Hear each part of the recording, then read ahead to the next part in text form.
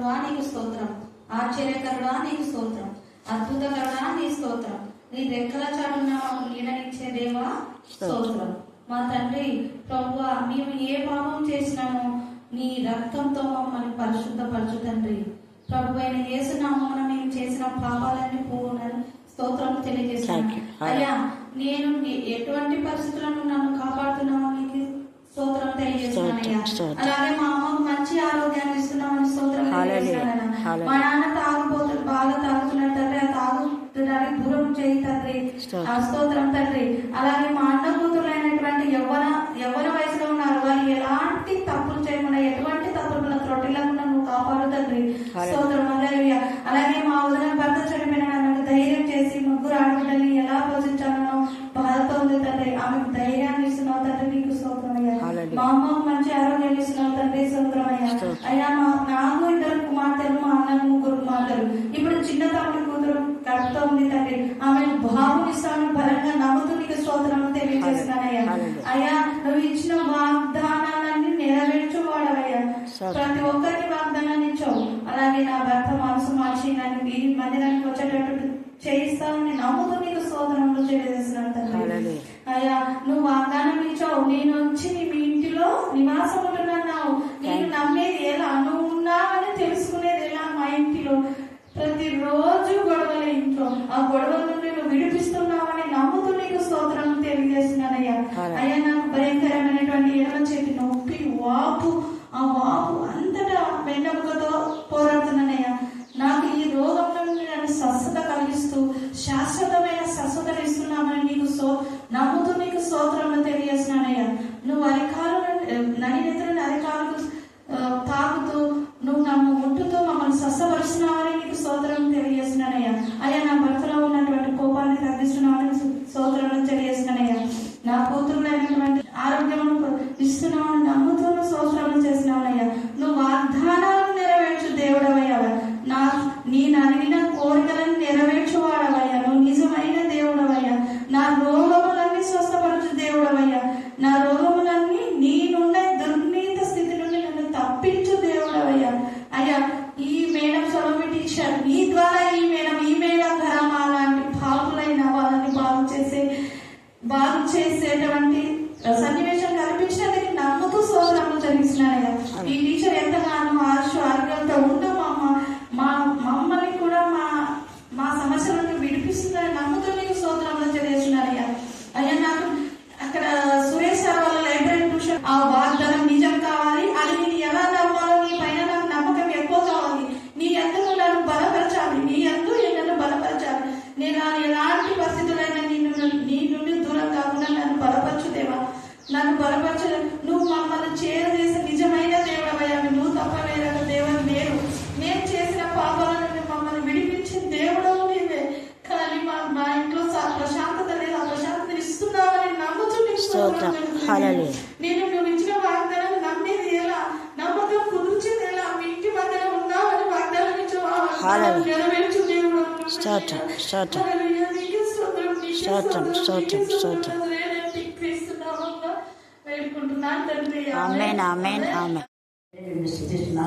దేవాన్ని శిలువ దగ్గర మీ పాద సన్నిధిలో చేరిన ప్రతి బిడ్డను మీరు జ్ఞాపకం చేసుకోండి.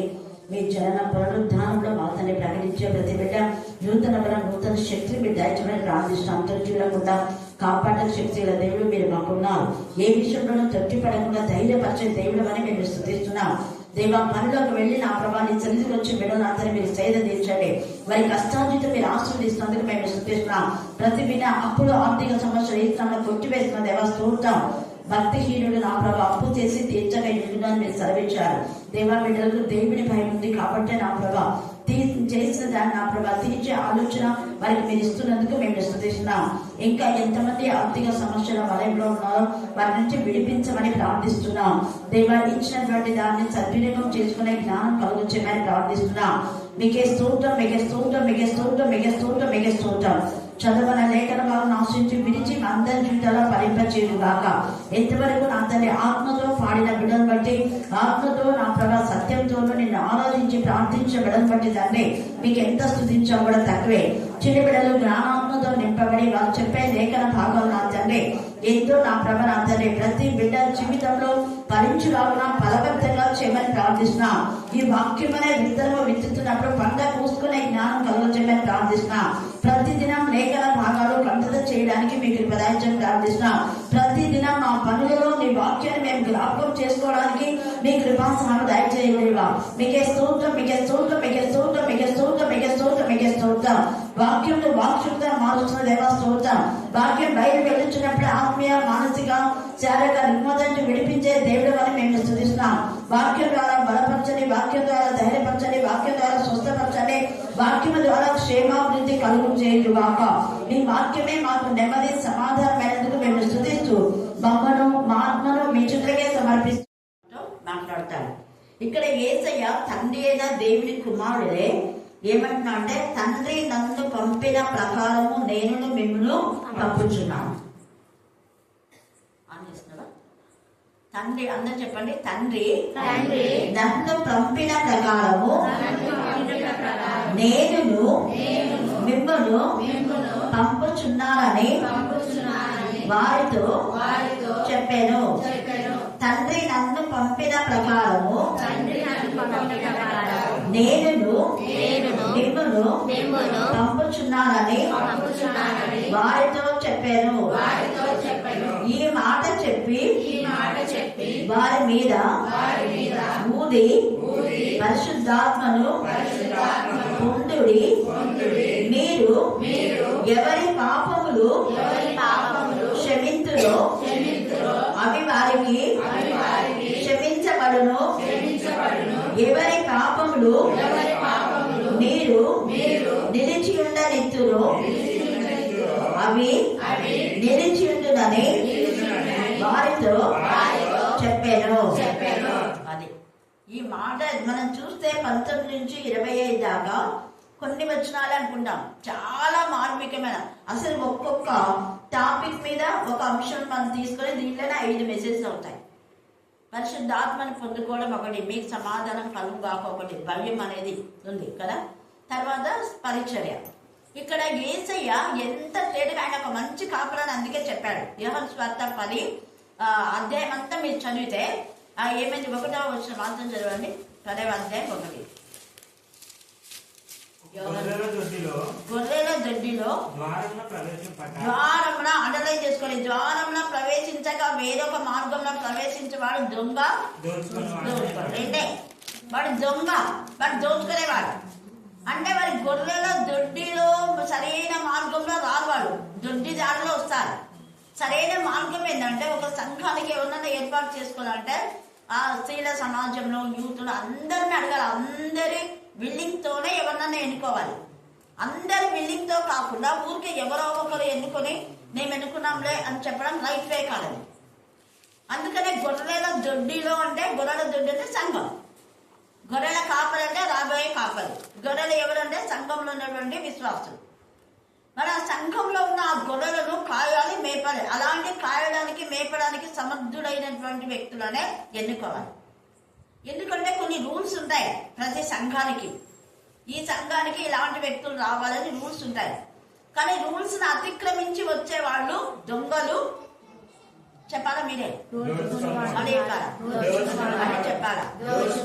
వాళ్ళు దొంగలు, దోచుకునే వాళ్ళని మనకు తెలియదు కనుక ఎలా తెలుస్తుంది అంటే అర్థమైపోతుంది. ఉన్నటువంటి క్రమాన్ని తీసివేస్తే వాళ్ళు దొంగలు. అంటే అక్కడ నీకు ఇచ్చిన సమయాన్ని వాళ్ళు దోచేసుకుంటారు. వాళ్ళు మనకిచ్చిన సమయాన్ని వాళ్ళు తీసుకున్నప్పుడు వాళ్ళు దొంగలే, దోచుకున్న వాళ్ళే. నీ ఆత్మీయ స్థితిని వాళ్ళు దోచుకున్నారు. నువ్వు చేయవలసిన ప్రార్థన వాళ్ళు చేసి దోచుకున్నారు. కంటిన్యూగా మనకి ఎహెస్కేల్ నుంచి అదే వస్తుంది, ఇక్కడ అదే వస్తుంది. చూడాలి అంటే ఎందుకు జరుగుతుంది అంటే, ఈ మధ్య చాలా మంది నాకు కాల్ చేసి అక్క ప్రేయర్ చేయండి, అక్క మొన్న కూడా కెన్సీఆర్ చెప్పింది ప్రేయర్ చేయడానికి. ఏం సంఘాల్లో అంతా ఇలాంటివి జరుగుతున్నాయి.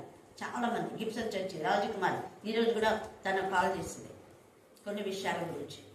ఎందుకు నేను ఈ మాట చెప్తుంటే, జరుగుతున్న విషయాలను బట్టే దేవుడు మనతో మాట్లాడతాడు. వరుస క్రమంలో ఎప్పుడు ధ్యానించినా అలాగనే దేవుడు మనతో మాట్లాడతాడు. కానీ మంచి కాపరైన యేసే అలా చేయలేదు. ఆయన ఏం చేశాడు అంటే, తండ్రి నన్ను పంపిన ప్రకారం అన్నాడు. ఎలాగ నన్ను పంపాడు తండ్రి అంటే, తండ్రి అయిన దేవుడి యొక్క మహాశక్తి ప్రభావం పరిశుద్ధాత్మతో శక్తితో ఆయన నన్ను నింపినాడు. ఆయన నన్ను ఎలాగ పరిశుద్ధాత్మతో శక్తితో నింపినాడో అదే పరిశుద్ధాత్మ శక్తితో అధికారం మీకు ఇచ్చినానండి. మత్తయి సువార్త 10వ అధ్యాయం 1-2 వచనాలు. మంచి కాపరి ఇక్కడ. వేరే వాళ్ళు ద్వారమున ప్రవేశించకపోతే వాళ్ళు దొంగలు దోచుకునేవారు. కానీ ఒక మంచి కాపరి యొక్క లక్షణం ఏంటంటే ఇక్కడ మత్తయి 15లో చేసిన లక్షణాలు వాళ్ళకు ఉంటాయి. 10వ అధ్యాయం చదవండి. చూడండి, 12 మందిని పిలిచినాడు. అక్కడ ఏమైనా తేడా ఉందా? లేదు.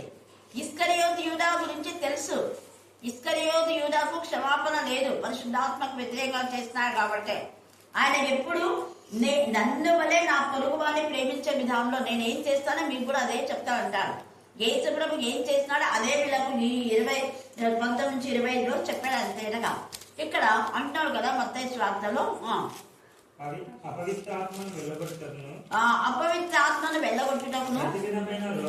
చూడండి, తండ్రి అయిన దేవుడు యేసయ్యకు అపవిత్ర ఆత్మను వెళ్ళగొట్టేది ఇచ్చినాడు, ప్రతి విధమైన రోగమును స్వస్థపరిచేది ఇచ్చినాడు, ఇంకా ప్రతి విధమైన వ్యాధిని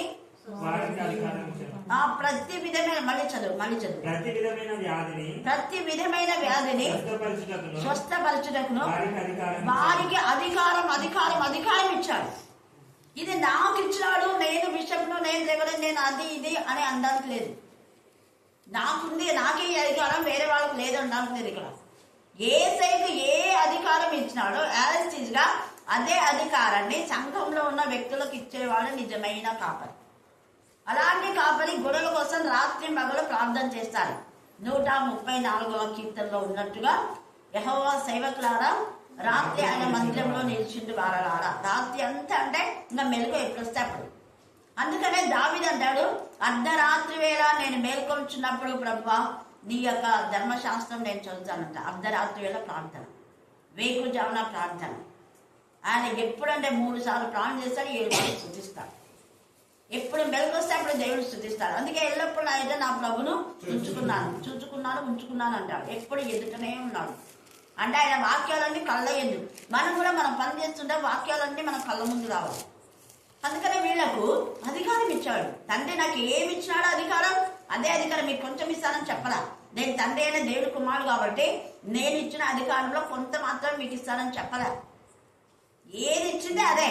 నేను చనిపోయిన లేపితే మీరు లేపుతారు, నేను అపవిత్రాలను పోగొడితే మీరు పోగొడతారు, నేను దయాలను వెళ్ళగొడితే మీరు వెళ్ళగొడతారు, నేను కుష్ఠం బాధ చేస్తే మీరు కూడా బాధ చేస్తారు. అదే అధికారం, అదే పరిశుద్ధాత్మ అధికారం ఇచ్చాడు. మళ్ళీ ఇచ్చానని ఒక నోటి మాటతో చెప్పి, కొంతమంది నోటి మాటతో చెప్పి కొన్ని లాగేసుకుంటుంటారు, కొన్ని క్లియర్గా చెప్పరు. అంటే ఉపాధ్యాయులు క్లాస్లో ఒక రకంగా చెప్తారు, ట్యూషన్ దగ్గర ఒక రకంగా చెప్తారు. ట్యూషన్ పిల్లలు ఎవరికైనా నోట్స్ ఇచ్చినారనుకో అందరు వాడిని రైట్ మనకి ఏంద్రా నోట్స్ మీకనే ఇచ్చింది, మీ నోట్స్ ఎవరికి ఇవ్వకూడదని ఇన్స్ట్రక్షన్స్ అని. ఎందుకంటే నేను ఎక్కువ రోజులు వల్ల కొన్ని రోజులు పోయినా ట్యూషన్, నాకు అసలు ఇష్టం లేదు ట్యూషన్ అంటే. ఎస్కర్షన్ నా ట్యూషన్ అన్న ఇవన్నీ ఏమి ఇష్టం నాకు. ఎందుకు అప్పుడు అనుకోకుండా నేను సైన్స్ కాబట్టి మ్యాథ్స్ కామర్స్ ఇచ్చినారు కాబట్టి కొన్ని రోజులు పోయి మళ్ళీ మానేస్తాను. అప్పుడు నేను అంటే రాకముందు, నేను ట్యూషన్కి పోకముందు ట్యూషన్కి పోయేది, మా ఫ్రెండ్ పోయేది. నేను నోట్స్ ఇవ్వంటే అమ్మో బాబాయ్ సార్ వస్తానే అనేది. అదేంటి అంటే ట్యూషన్కి వచ్చే వాళ్ళకే ఉంటారు నోట్స్, రాని వాళ్ళు ట్యూషన్కి ఒక నోట్స్ ఉంటుంది, క్లాస్లో ఒక నోట్స్ ఉంటుంది. ట్యూషన్ నోట్స్ ట్యూషన్కి తీసుకురావాలి, ట్యూషన్ నోట్స్ క్లాస్లో లేకుండా మీరు పెట్టుకోవాలని చెప్పారు మాకు. మరి ఈ లోక సంబంధమైన విద్య గురించే ఎన్ని ఉంటే మరి యేసయ్య చూడండి, తనకిచ్చిన ప్రతి అథారిటీని అసలు వీళ్ళు బంధువులు కాదు, రక్త సంబంధికులు కాదు, కానీ అంతా ప్రేమించినాడు యేసయ్య. యేసయ్య యొక్క ప్రేమ ఎంతనో మనకి ఇక్కడ అర్థమైపోతుంది. తర్వాత యేసయ్య ఇక్కడ ఇస్కరియోతు అంటే వీళ్ళు అంటారేమో అని ముందే చెప్పాడు. ప్రభువా మనం అనుకుంటున్నాం అందరినీ యేసయ్య క్షమించాడు అని. యేసయ్య ముందే చెప్పాడు, పరిశుద్ధాత్మకు వ్యతిరేకంగా చేస్తే క్షమాపణ లేదు అని లూకా సువార్తలో చెప్పాడు. చెప్పినట్టుగానే ఇస్కరియోతు యూదాను క్షమించినాడు అనడానికి ఎక్కడ ఆధారాలు లేవు. ఎందుకు అంటే ఒకడు మీలో నన్ను అప్పగిస్తాడన్నాడు. తర్వాత వాడు వస్తున్నాడు, మనం ఇక్కడి నుంచి వెళ్ళిపోదాంపా అన్నాడు. వాడితో నాకు సంబంధం లేదు అంటాడు. తర్వాత వాడు పుట్టి ఉండకపోతే వానికి పుట్టినాడు కాబట్టి వానికి శిక్ష. మళ్ళా 17లో ఏమంటాడు, చావబోయే ముందు కూడా దేవా నాశనం పుత్రుడు తప్ప ఎవరూ నశించకూడదు, నాశనం చేసేవాడు మాత్రమే నశించాలి, మిగతా నశించరు. ఇక్కడ కూడా ఏమంటున్నాడు చూడండి 25వ వచనంలో, మీరు ఎవరి పాపములు క్షమించురో అవి వారికి క్షమించబడును.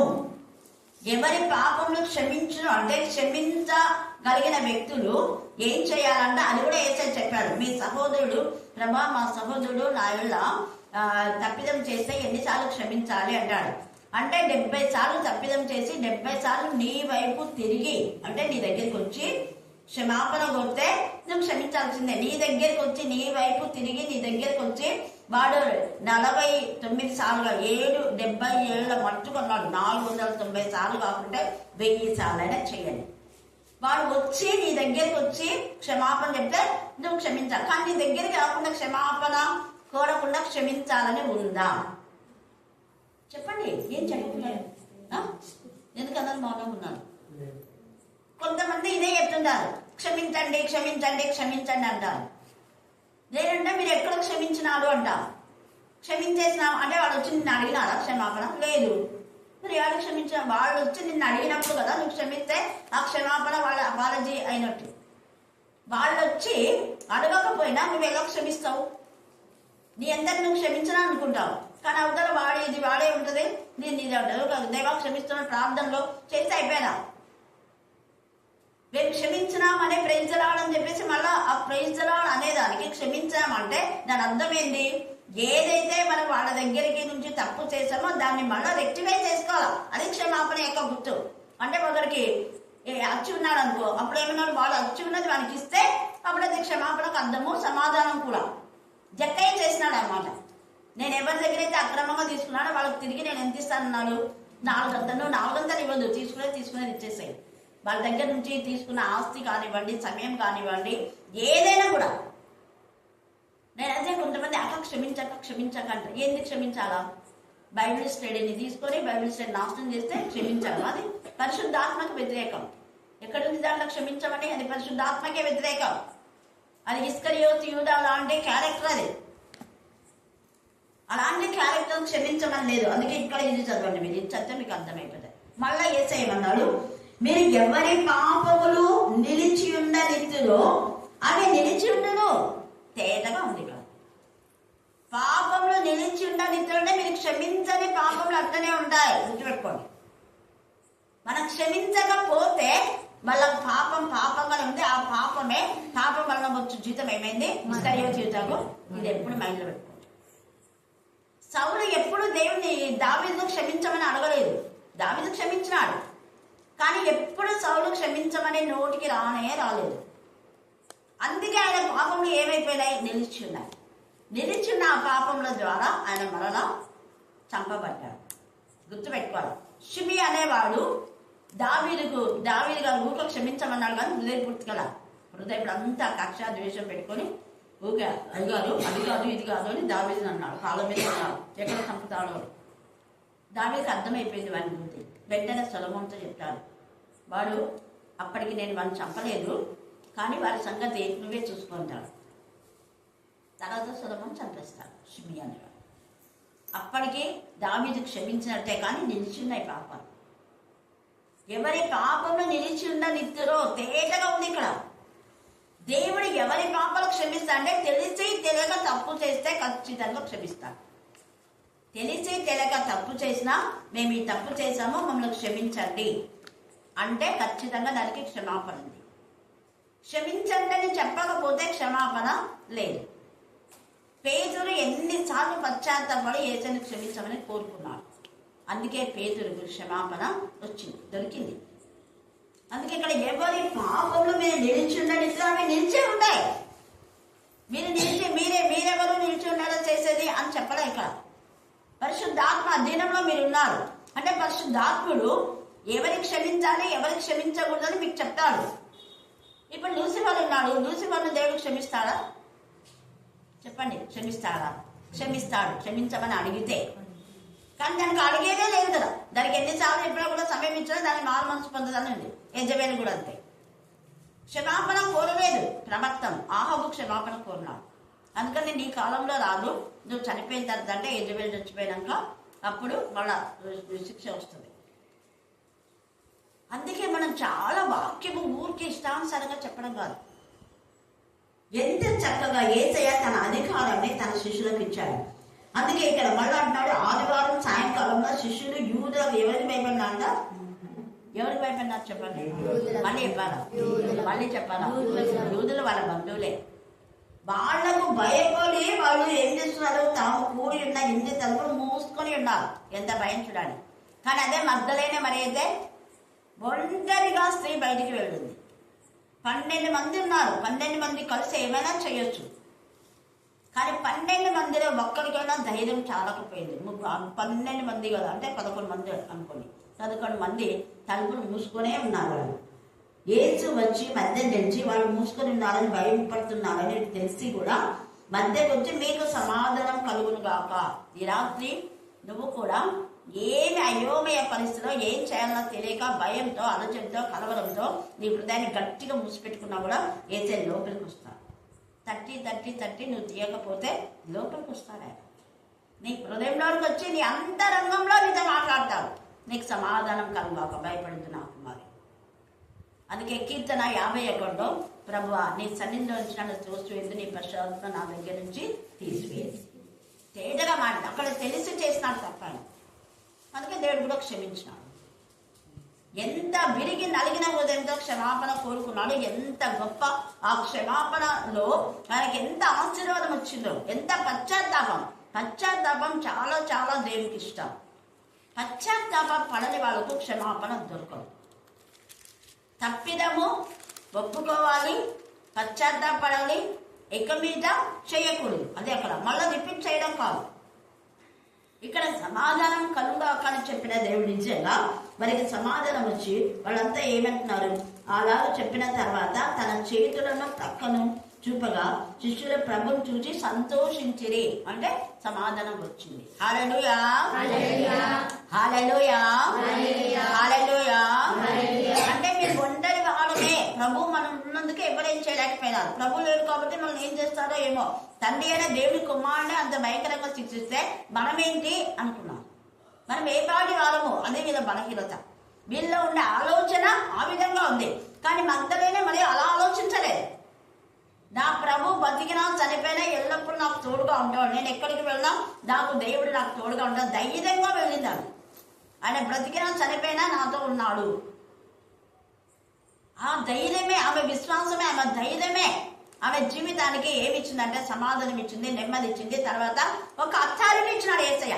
ఓ నువ్వు నా శిష్యులకు పోయి వాక్యం చెప్పు. మొదట అధికారం ఇచ్చింది మగ్దలేనే మరియకి. తర్వాత వీళ్ళకు అధికారం ఇచ్చి పంపుతున్నాడు. ఫస్ట్ పంపింది మగ్దలేనే మరియ.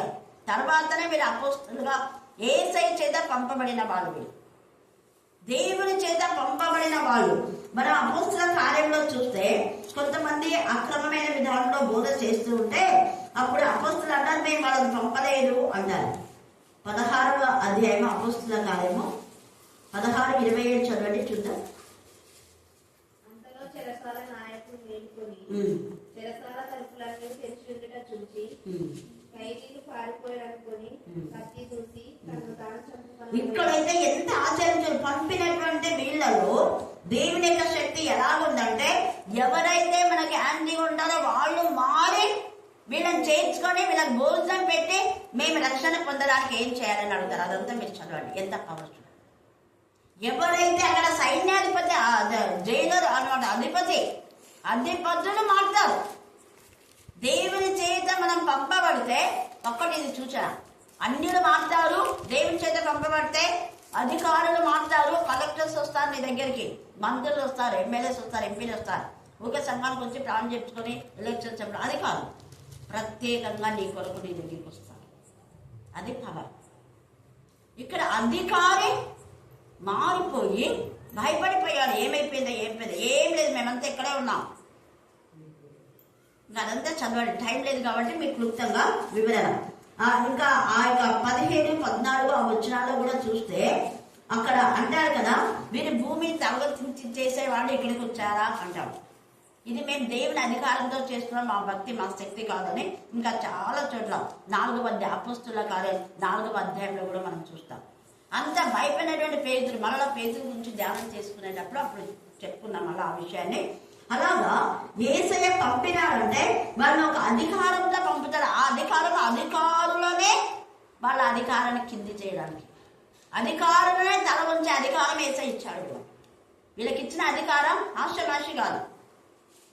ప్రపంచంలో ఎంత అధికారం ఉన్నా వాళ్ళందరి అధికారాన్ని తల దించే అధికారం యేసయ్య ఇచ్చాడు. వీళ్ళు అపోస్తలులు లేదా పౌలుతో మాట్లాడేది కూడా యేసయ్యనే. నేను పంపుతున్నాను అంటాడు. అక్కడ వీళ్ళని కూడా పంపారు. పంపినటువంటి వీళ్ళు ఎన్నో ఆశ్చర్యకార్యాలు, ఎన్నో అద్భుత కార్యాలు వీళ్ళు చేస్తారు.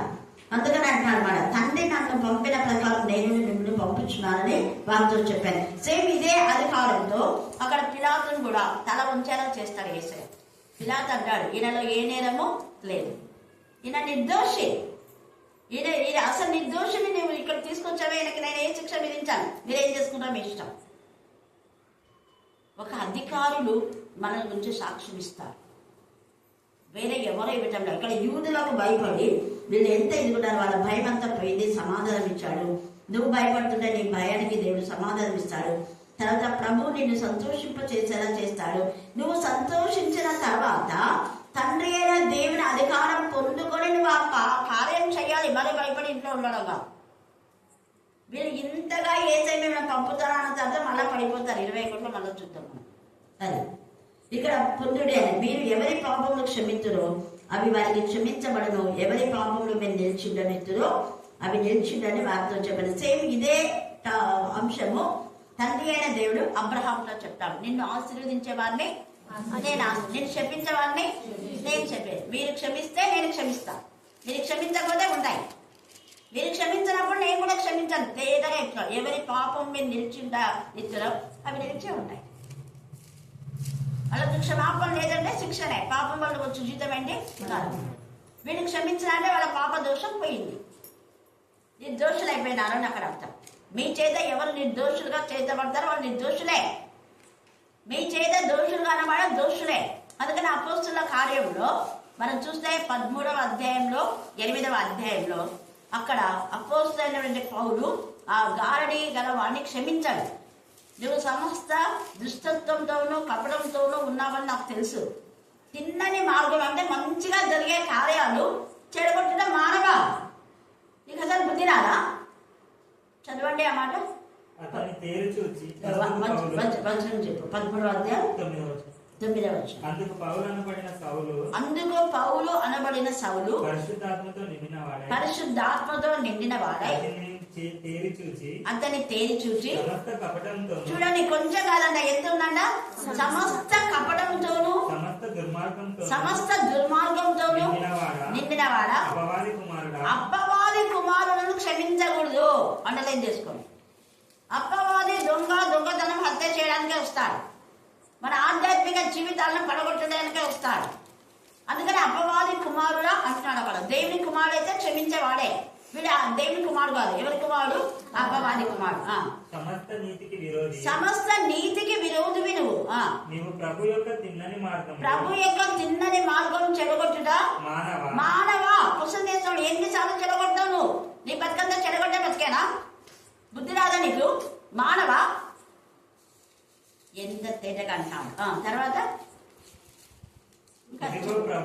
ఇదిగో ప్రభువు తన చెయ్యి నీ మీద ఎత్తినంటే దేవుడు నిన్ను క్షమించలేదు. తేటగా ఎత్తున్నాడు, దేవుడు నిన్ను క్షమించలేదు, క్షమించాడు కూడా.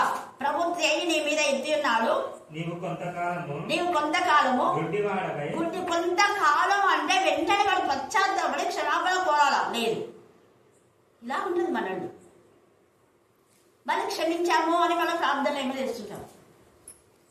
కొంతకాలం గుడ్డివాడగా ఇందు అంటే వాడు గుడ్డివాడే, ఎవరైనా దారి చూపిస్తారా అన్నాడు. కానీ వాడు క్షమించమని అడిగినాడు అక్కడ? అడగడా? ఇస్కరియోతు యూదా కూడా అపవాది సంబంధం. తర్వాత దేవుడి చెయ్యి ఎత్తితే మనకు ఆశీర్వాదం. చేతులెత్తి యేసయ్యను ఆశీర్వదించినాడు. దేవుడి చెయ్యి నాకు తోడుగా ఉండి, ఆయన కరుణాహస్తం నాకు తోడుగా ఉండగా నేను ఈ దేవుని మందిరాన్ని కడుతానే ఎజ్రా అంటాడు, నెహమ్యా అంటాడు. తర్వాత మోషేకు తోడైనాడు, యెహోషువ నీకు కూడా తోడైనాడు. చూడుము నా అరచేతుల మీదనే మేము చెక్కి ఉన్నాను అంటాడు. స్త్రీ తన గర్భంలో పుట్టిన బిడ్డలు మర్చునా వారైనా మరుస్తారు. యెషయా 49:15-16. కానీ నేను మిమ్మల్ని మరవను. మరి మనకేమో తన చేతిలో చెక్కుకొని ఉన్నాడు దేవుని పిల్లలు.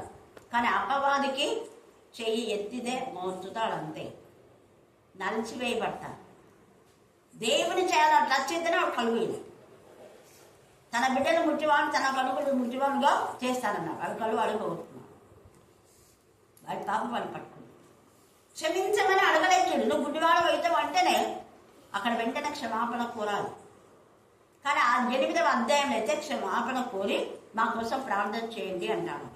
8వ అధ్యాయం మీరు తరచు చదువుకుని అపోస్తులు 8లో కూడా ఇదే సిచ్యువేషన్ ఉంది. కానీ అక్కడ అతను క్షమాపణ కోరుకుంటాడు. కాబట్టి క్షమాపణలో ఎంతో ఇది ఉంది. మనం క్షమాపణ కోరుతున్నామా, కోరటం లేదా? మన పాపం క్షమించమన్నాయా, నిలిచున్నాయా? ఆత్మ ప్రశ్న చేసుకుందాం. దేవుడు ఈ లేఖన భాగం దీవించి ఆశీర్వదించుగాక. ఆమేన్, ఆమేన్, ఆమేన్. స్తుతులయ్యా, స్తోత్రం నాయనా. అయా నిన్న నేడు రేపు నిరంతరము ఏకరీతిగా ఉంటానని సెలవిచ్చిన గొప్ప యేసయ్య, మీకే వందనాలు, స్తుతులు, స్తోత్రాలు ప్రభా, స్తోత్రం తండ్రి. అయా మీరు మహిమ గల దేవుడు, ప్రభావం గల దేవుడు, శక్తివంతుడైన దేవా, మీకే వందనాలయ్యా, స్తుతులయ్యా, స్తోత్రం ప్రభా. ఆశ్చర్యకరుడా, ఆలోచనకర్త, నిత్యుడగు తండ్రి, సమాధానకర్తయగు దేవా, మీకే వందనాలు, స్తుతులు, స్తోత్రాలు ప్రభా, స్తోత్రం తండ్రి.